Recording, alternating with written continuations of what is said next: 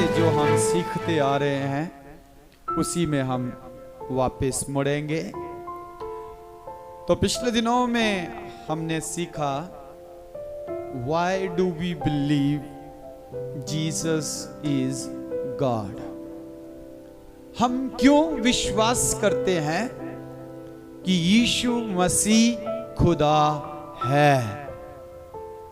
कितनों को पहली 3 बातें समझ आ गई? पहली 3 बातें, हालेलुया। सो पहली 3 बातें हमने बड़े विस्तार से यहां पर डिस्कशन की और उसे हमने मिलकर सीखा कि क्यों हम विश्वास करते हैं कि यीशु मसीह खुदा है। और मैं समझता हूं जिस ढंग से मैं समझाता हूं छोटे बच्चों को भी समझ आ जानी चाहिए कि यीशु मसीह ही खुदा है।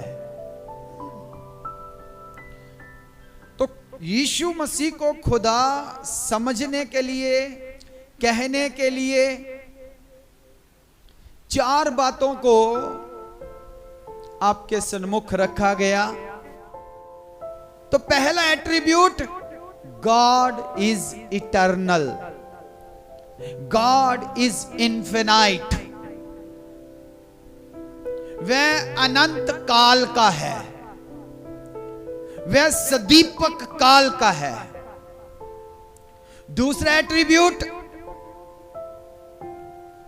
खुदा के अंदर जीवन है, खुदा में जीवन है, अपने आप में खुदा जीवन रखता है। और तीसरा एट्रीब्यूट, खुदा को ही माफ करने का हक है। खुदा ही केवल मनुष्य के पाप क्षमा कर सकता है। इन तीनों बातों की रोशनी में हमने कलाम से सीखा कि यीशु मसीह इटर्नल है, अनंत काल का है। यीशु मसीह पाप क्षमा करता है और यीशु मसीह के अंदर अपने आप में जीवन पाया जाता है। हालेलुया। इसीलिए हम विश्वास करते हैं और मानते हैं यीशु ही खुदा है। आज चौथा और लास्ट पॉइंट हम यहां पर देखेंगे, क्यों हम विश्वास करते हैं कि यीशु मसीह खुदा है। वो लास्ट पॉइंट, केवल परमेश्वर ही उपासना के योग्य है। केवल परमेश्वर ही उपासना के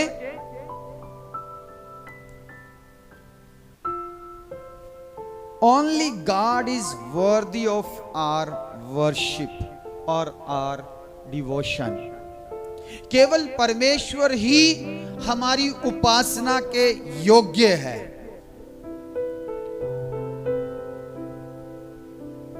दो बातें या 2 शब्द यहां पर आपके सन्मुख लाना चाहता हूं। उपासना, जिसे वर्शिप कहते हैं या पूजा कहते हैं, और दूसरा वर्दी। ये उपासना किसकी की जाती है? उपासना किसकी की जानी चाहिए? यदि हम धर्म ग्रंथों को पढ़ें तो, या हम बाइबल पर ध्यान दें तो हमें यही पता चलता है आराधना अपने से जो सुपीरियर है, अपने से जो बढ़कर है, उसी की जाती है। अगर स्पिरिचुअल रैलम में देखा जाए तो, आत्मिक जगत में देखा जाए तो whom should we worship? मनुष्य तो आप अपने आप में एक ताकत है। धरती पर जो कुछ है वह सब किसके वश में है? हालेलुया। थोड़ा जोर से बोले, किसके वश में है? ओह कम ऑन। धरती पर जो कुछ है, उत्पत्ति 1:26-28 के अनुसार वह सब मनुष्य के अधिकार में है। हालेलुया।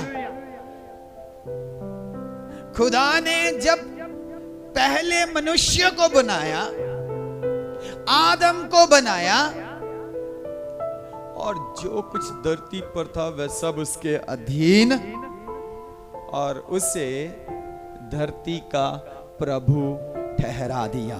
हालेलुया। धरती का प्रभु। अब ये मनुष्य जो धरती का प्रभु ठहराया गया, ये किसकी आराधना करे? ये किसकी आराधना करे?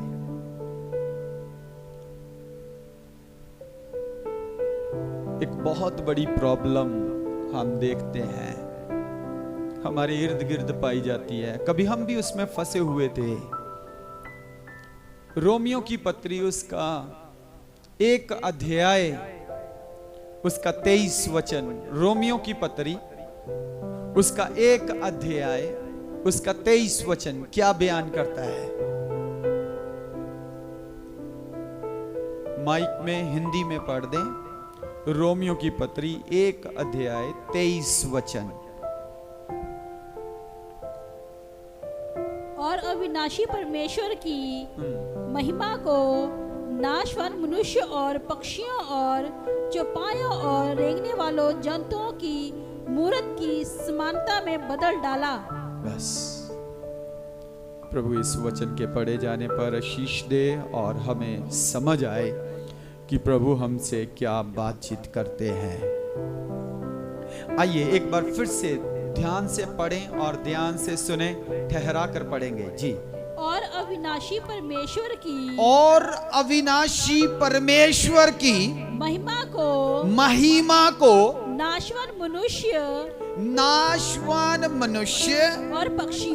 और पक्षियों और चौपायों और रेंगने वाले जंतुओं की सूरत की समानता में बदल डाला। की सूरत की समानता में बदल डाला। My God. जिसको प्रभु बनाया,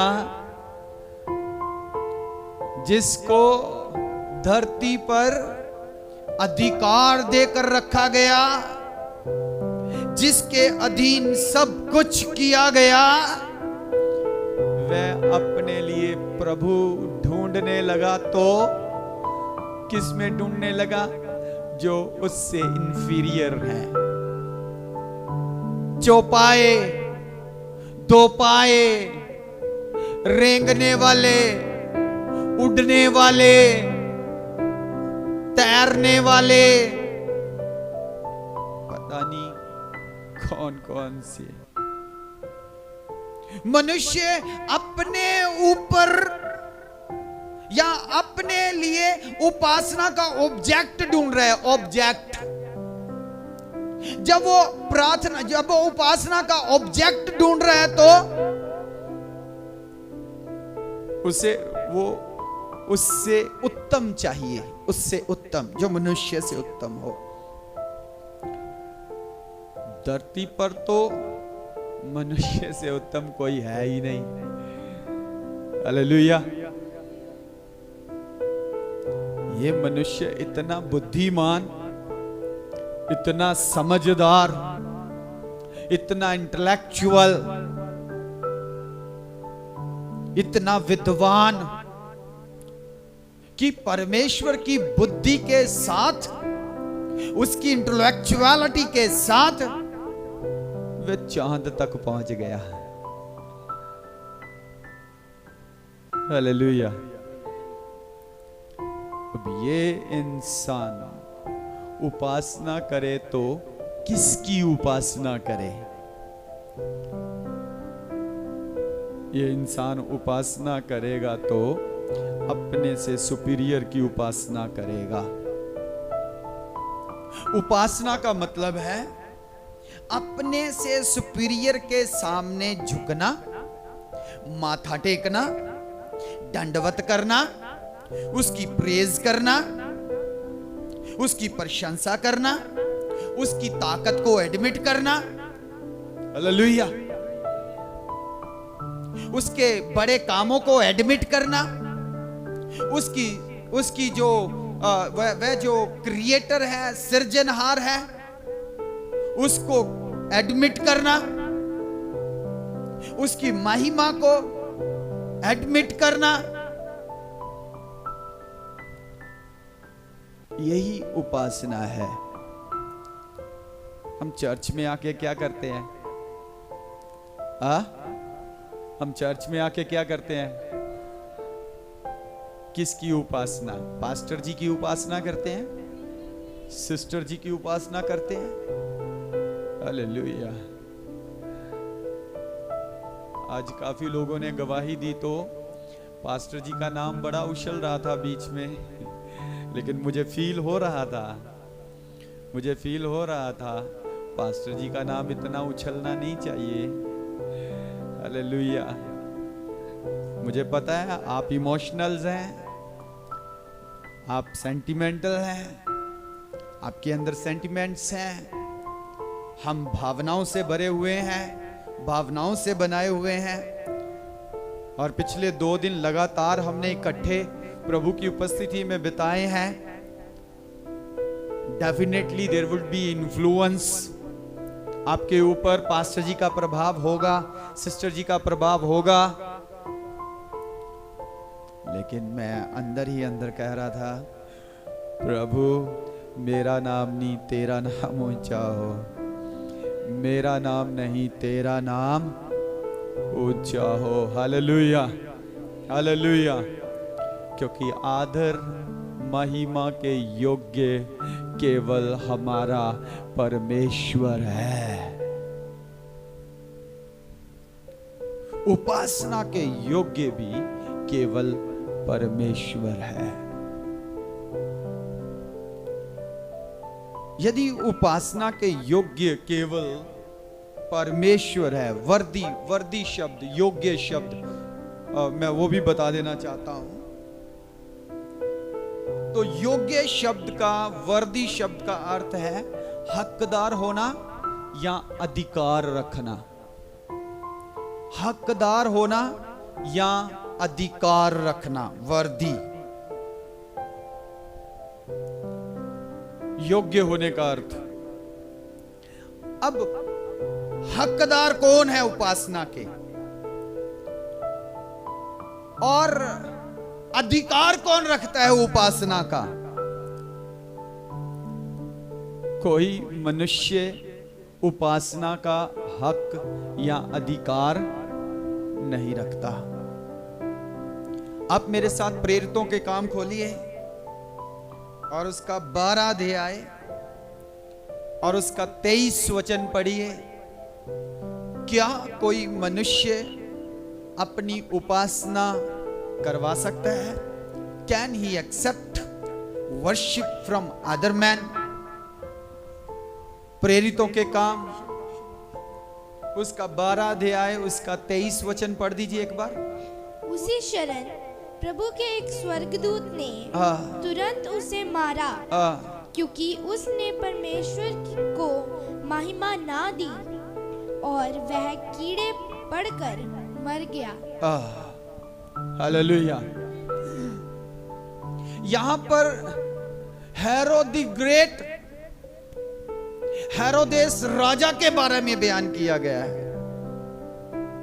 जब उसने मनुष्यों से प्रशंसा को और आराधना को और उपासना को कबूल किया, तो वचन बयान करता है उसी क्षण परमेश्वर के एक स्वर्गदूत ने उसे स्ट्रक किया। परमेश्वर के एक स्वर्गदूत ने उसे स्ट्रक किया और वह जख्मी हो गया और उसके कीड़े पड़ गए और वह मर गया। कारण वह क्या कर रहा था? मनुष्य से उपासना कबूल कर रहा था, स्वीकार कर रहा था। And that can not be, ये हो नहीं सकता। मनुष्य की आराधना नहीं कर सकता। उन दिनों में जो जजमेंट थी वो इमीडिएट हो रही थी। जजमेंट इमीडिएट हो रही थी। प्रेरितों के काम 5 अध्याय पढ़ते हैं तो वहां पे हमें पता चलता है वहां पर क्या हुआ। हनन्याह और सफीरा ने पतरस के साथ झूठ बोला तो पति पत्नी दोनों ही मर गए। यहां पर हेरोदेस ने भी जब मनुष्य की आराधना कबूल कर ली, स्वीकार कर ली, ग्रहण कर ली, तो ये भी आज भी बहुत सारे मनुष्य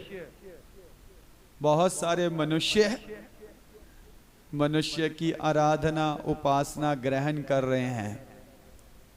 प्रभु उनकी आंखों को खोले, प्रभु उनके ज्ञान को बढ़ाए और वह इस अवस्था से बाहर आए जहां वह अपने आप को भगवान मानते हैं, जहां वे अपने आप को ईश्वर मानते हैं, जहां वे अपने आप को प्रभु मानते हैं, जहां वो अपने आप को महाराज मानते हैं। और प्रभु उन्हें वहां से उस अवस्था से निकाले जहां पर वे मनुष्य की आराधना को कबूल कर रहे हैं, क्योंकि आराधना के योग्य केवल परमेश्वर है और दूसरा कोई नहीं,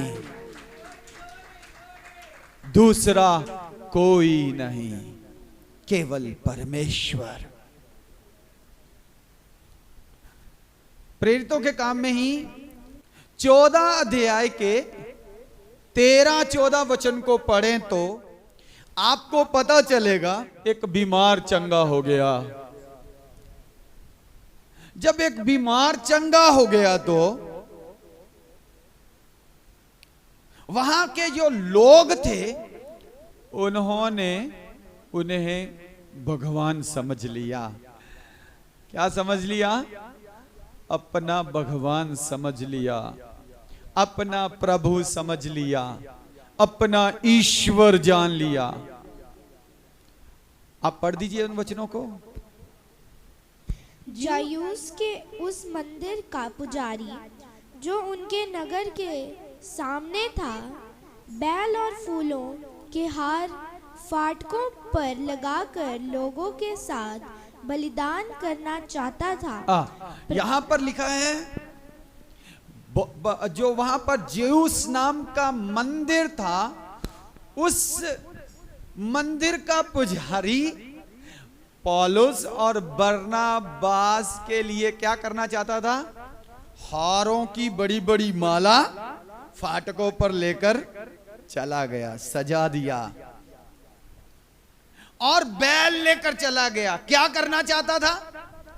वहां पर उनके लिए बलिदान चढ़ाना चाहता था। सोचता था शायद ये देवते हमारे बीच में आ गए हैं, लेकिन क्या हुआ? आगे पढ़िए।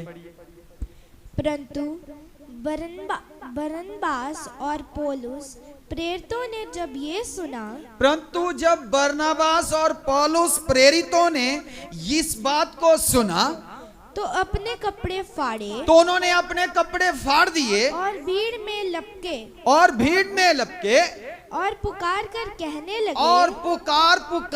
कहने लगे, हे लोगों तुम क्या करते हो?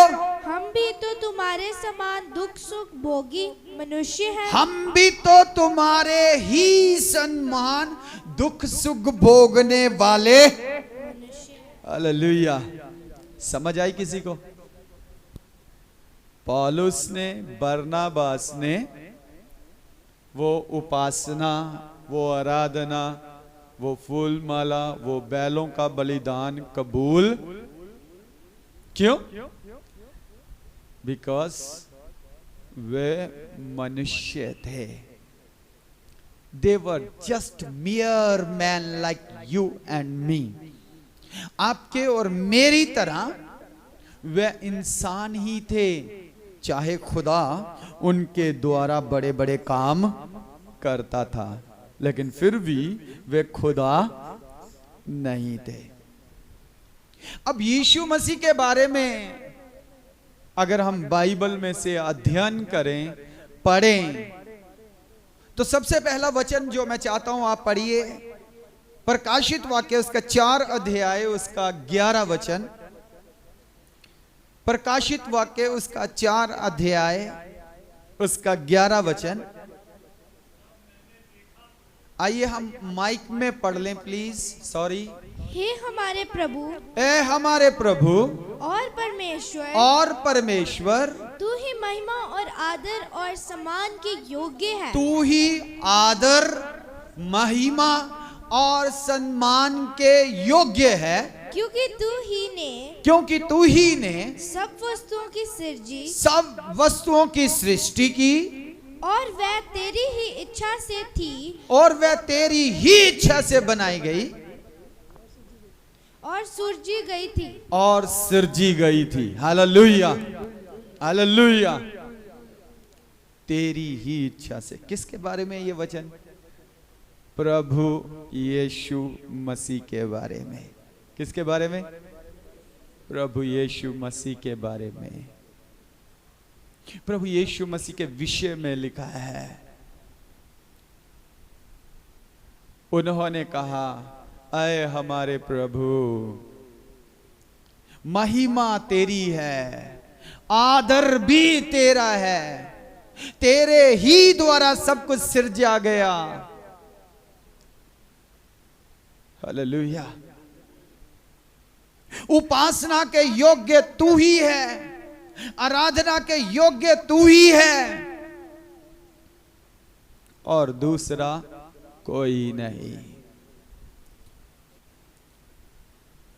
जो प्राचीन है, प्राचीन यूहन्ना एक दर्शन देखता है, यूहन्ना एक दर्शन देखता है, और दर्शन में वह देखता है कि इज़राइल के प्राचीन अपने मुकुट उतार कर, आदर के मुकुट उतार कर प्रभु यीशु मसीह के कदमों में रखते हैं और उसके लिए महिमा गाते हैं और उसकी उपासना करते हैं। हालेलुया, प्रभु के नाम की स्तुति हो। यदि प्रकाशित वाक्य में ये गीत, ये वचन, ये रिम्स यीशु मसीह के लिए, द लैम ऑफ गॉड, परमेश्वर के मेमने के लिए गाया जा रहा है, तो क्या जब यीशु मसीह इस धरती पर थे उनकी उपासना की गई? क्या उन्होंने उपासना को कबूल किया? यूहन्ना ने जब दर्शन देखा तो उसने एक स्वर्गदूत देखा और स्वर्गदूत देखते हुए उसके सामने दंडवत करने लगा। स्वर्गदूतों ने उसे मना कर दिया, स्वर्गदूत ने उसे मना कर दिया। वहां बरनबास और पौलुस ने मना कर दिया, यहां यूहन्ना को स्वर्गदूत ने भी मना कर दिया। लेकिन हम देखते हैं यूहन्ना 1:1 में लिखा है, आदि में वचन था, वचन परमेश्वर के साथ था, वचन ही परमेश्वर था। और यूहन्ना 1:14 में हम पढ़ते हैं, ये वचन देहधारी हुआ और हमारे बीच में आकर डेरा किया, वास किया। हालेलुया।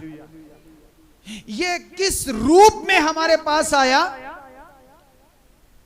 किस नाम में हमारे पास आया? प्रभु यीशु मसीह के नाम में। हालेलुया।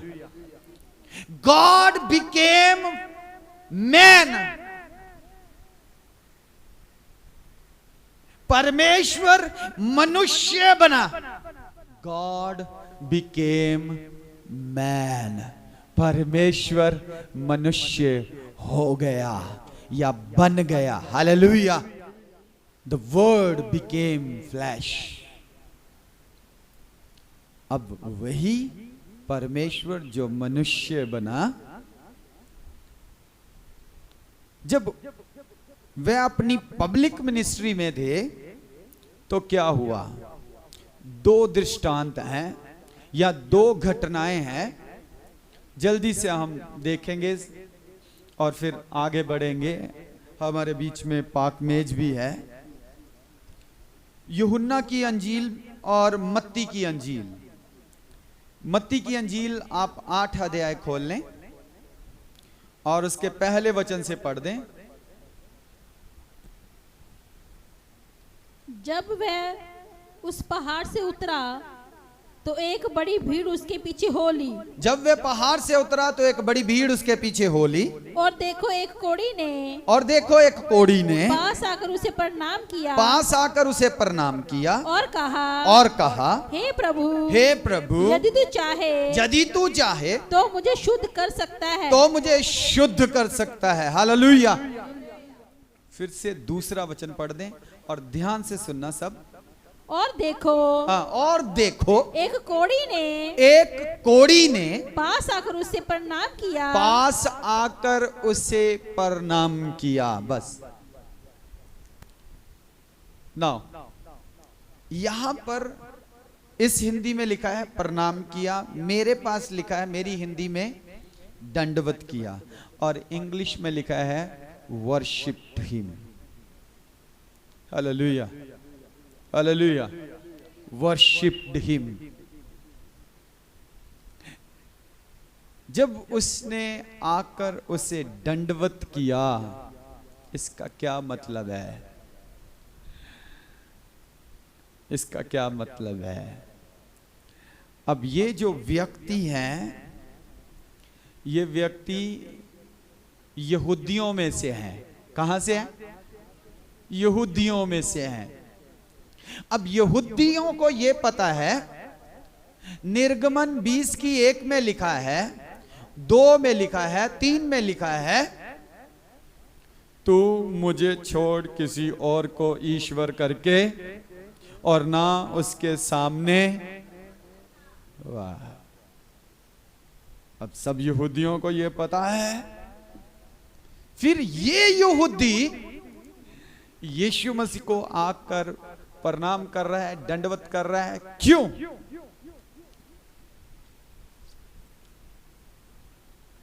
यूहन्ना की अंजील में यीशु मसीह कहते हैं, तुम मुझ पर विश्वास नहीं करते, पर मेरे भेजने वाले पर विश्वास करो, और जो काम मैं तुम में दिखाता हूं उन पर विश्वास करो। समझ आई आपको? प्रोबेबली ये व्यक्ति यीशु मसीह पर विश्वास करता था कि ये पिता की ओर से आया है, और वह उसके आश्चर्य कर्मों पर भी विश्वास करता था कि ये परमेश्वर की सामर्थ के बिना कोई दिखा नहीं सकता। हालेलुया। Therefore, वह यीशु मसीह को प्रणाम करता है, वह उसको दंडवत करता है। तो क्या यीशु मसीह पौलुस और बरनबास की तरह या स्वर्गदूत की तरह उसे मना कर देते हैं? मना कर देते हैं? नहीं। दूसरे इंसिडेंट में यूहन्ना की अंजील 9 अध्याय में यीशु मसीह के पास एक व्यक्ति आता है, या यीशु मसीह एक व्यक्ति के पास जाता है जो जन्म का अंधा था। जो कौन था? जन्म का अंधा था।